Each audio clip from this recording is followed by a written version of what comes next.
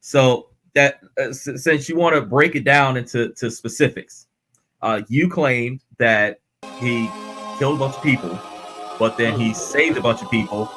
You claimed that he killed a bunch of people, but then he saved a bunch of people, and whether or not that balanced each other, those two actions balanced each other out. First of all, you would have to be able to determine if the number of lives lost were equally weighted against the number of lives saved, or if the number of lives saved outweighed the number of lives lost.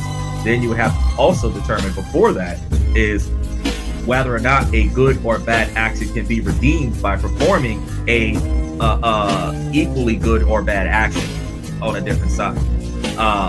But just for the concept of you claiming that, well, he performed these egregious actions, well, are they egregious? Or do we just believe in our modern society that they're egregious? Because again, if you are part of the U.S. Navy and you go out there and sink a ship with 2,000 civilians in it, and you're doing it for the sake of your country, it's part of the job. You're not a bad person. You get a medal for it when you come back, and they give you veterans benefits where you can buy a house for $1. So, is it good or bad? You say that it depends on the winner. So I've asked you, who is the winner?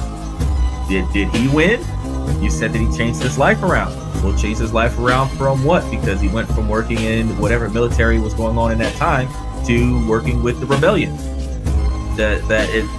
Whether or not he talked to a plant on fire versus the fact that he went from serving his kingdom to serving a rebel group is the only life-changing thing. It's like you quitting or getting fired from your job and then going to work for another company. Like, did you really change, or did you just change occupations? And if you just changed occupations, then you're the same person that you were when you were in the previous occupation. Now, that boils it down to the main question.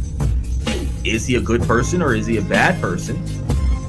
And since you say that him being a good person or a bad person or ethical person or an unethical person is based on whether or not he himself won. And I asked you, did he win?